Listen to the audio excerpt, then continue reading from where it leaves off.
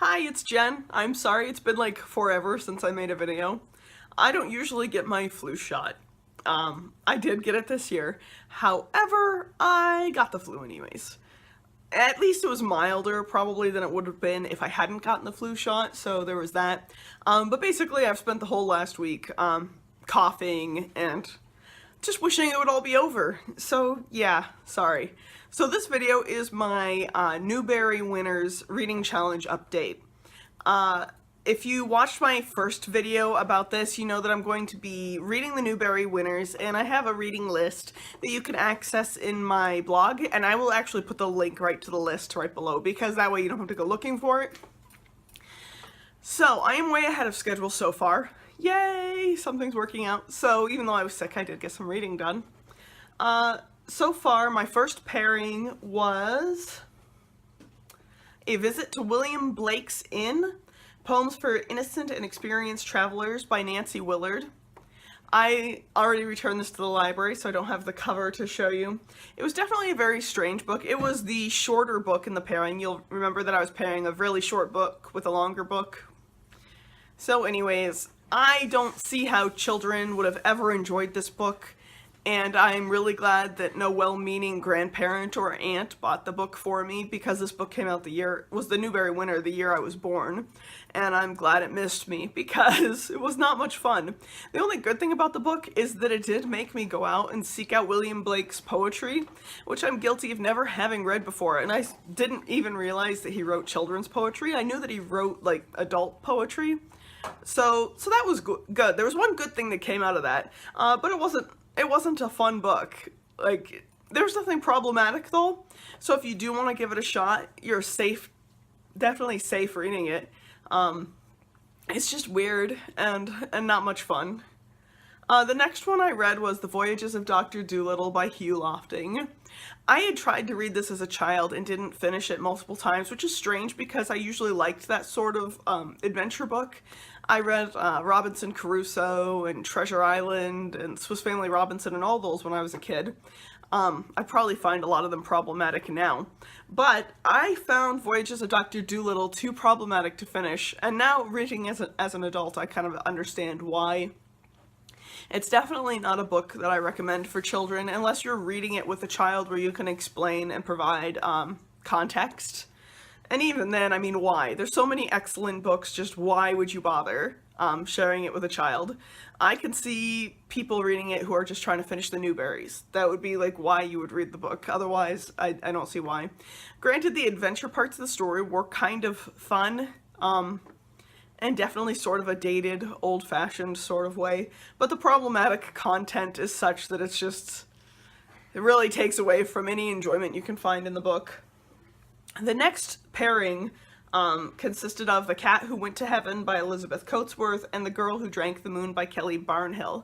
The Girl Who Drank the Moon by Kelly Barnhill was the winner in 2017, so it's a nice, new, modern, not problematic book, and I really, really liked it.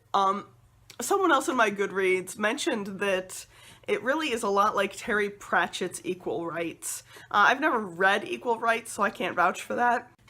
The Girl Who Drank the Moon by Kelly Barnhill was a fun read. I definitely see why it won the Newbery.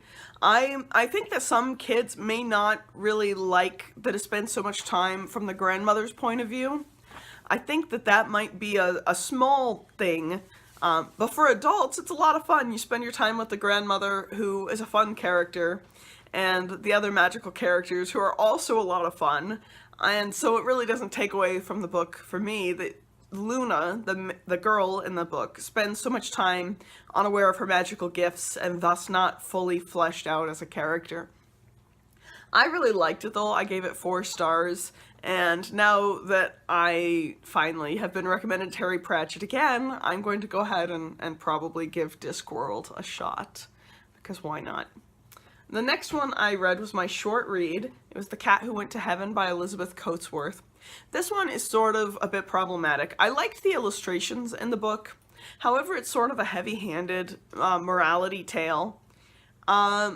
I do like that it's about another culture. I don't like that the author's not from that culture. Additionally, she doesn't credit her source material. It says that it's taken from a folk tale or fable. It's worded something like that, but then there's no further description of where it's from.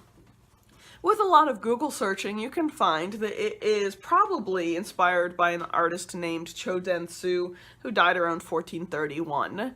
But you shouldn't have to look for that. If you're writing about a culture that's not yours, you should probably credit your source material.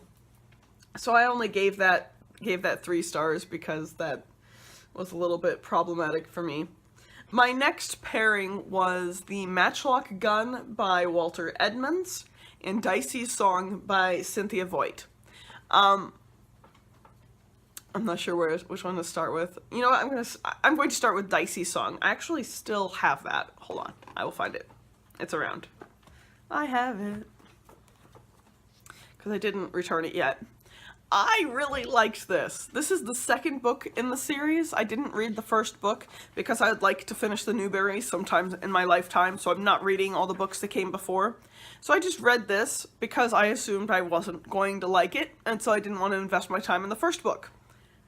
Okay, this was really great, and now I'm sad that I didn't read the first book, because now, of course, the first book, how it ends, is spoiled for me by this book, so no reason to read it now.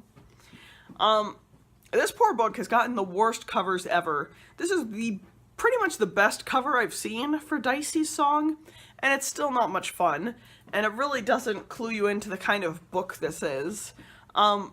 This book is about a family of children whose mother has abandoned them because of her mental illness. Now, in the first book, apparently, I'm sorry for the spoilers, in the first book, apparently, the kids join their grandmother. They reunite with their grandmother, and they start living with her, and this book is about the relationship they're building, because actually before that point they had never met their grandmother, because of some falling out. So yeah, that was kind of, the book sounds really somber, but it's really not. It was written in the 80s, and it was a modern, contemporary bit of fiction, when it came out. Overall, I really recommend it. I read some Goodreads reviews, and there were people complaining about the content in the book, stating that there was too much sexuality, which was really strange to me because I read this whole book, and the only part that gets close to sexuality is she's discussing with her friend how they aren't boy crazy, okay? And then another time the grandmother tries to talk to Dicey, that's the girl's name, about the birds and the bees, and Dicey says, oh no, I already know this, and I will ask you if I need more information. So it's very tame, so I don't know if we read the same book. Because yeah, this was totally fine, and really there was nothing problematic that I could find in this book. It was a good, enjoyable book, so whatever. The next one, not so lucky. The Matchlock Gun by Walter Edmonds. I've owned this book several times. I owned it as a kid, didn't read it then. Owned it as a young adult, didn't read it then. Donated it before I moved. Ended up with another copy somehow. Not sure how. Anyways, I finally read it, so I can part with it and never own this book again. To me, it just seems like the author sat down and said, hey, I'd like to make a book where a 10-year-old kills a bunch of Native Americans. How can we set that up where that happens in this story? That feels like the premise for this book. Granted, there is some historical... how to word that? There was some research into the historical features of this book. Yes, and yet not quite enough context to understand what is actually going on. So I don't know.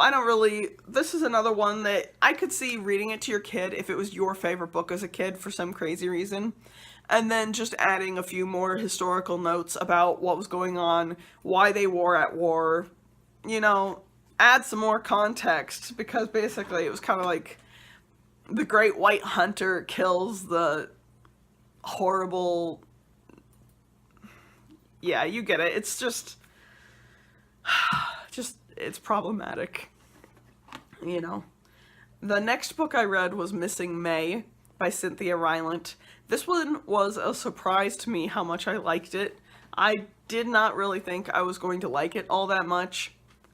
It just absolutely surprised me, sucked me in. I read it all in one sitting.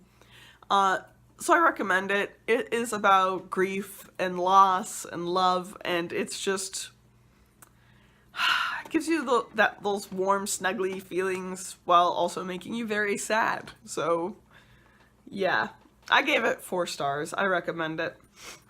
The next one I'm reading, I'm still reading it, is Rifles for, is it Watie or is it Watie? I think it's Watie. Rifles for Watie, by Harold Keith. Now, I'm thinking that this one's probably also going to be problematic. However, I will say that I really appreciate how many pages in the front are dedicated to this really detailed author's note of source material, people he interviewed. So, I don't know. I'm hoping it will be okay. It probably won't be because it does feature Native Americans, and it was written in the 1950s about the Civil War period in Kansas. I think it was Kansas. So, who knows? I'm only 23 pages in. It's not a fun read so far. I swear I spent like 10 minutes reading the first 23 pages, and that felt like enough. But I'm going to keep reading it. So that's where I'm at so far. I was supposed to finish Rifles for Watie and Missing May by February 16th. So it's only the 25th. I got plenty of time left. So yeah, I was only supposed to finish those 2, Rifles for Watie and Missing May, by February 16th. So I'm way ahead since it's only January 25th. Which is good because I don't know if you remember, I'm going on vacation as of the 2nd. And I don't want to take any of these books on vacation with me because I am going to read Moby Dick while I'm on vacation. It feels like an excellent winter vacation book, so I'm going to do that. And after that, when I get back in the middle of February, my next pairing of books is going to be Dead End and Norvelt, and From the Mixed Up Files of Mrs. Basil F. Frankenweiler. So I've heard both of those are good, so it should be excellent. And I will make another video whenever I make some more progress on this list. So yeah, thanks for watching.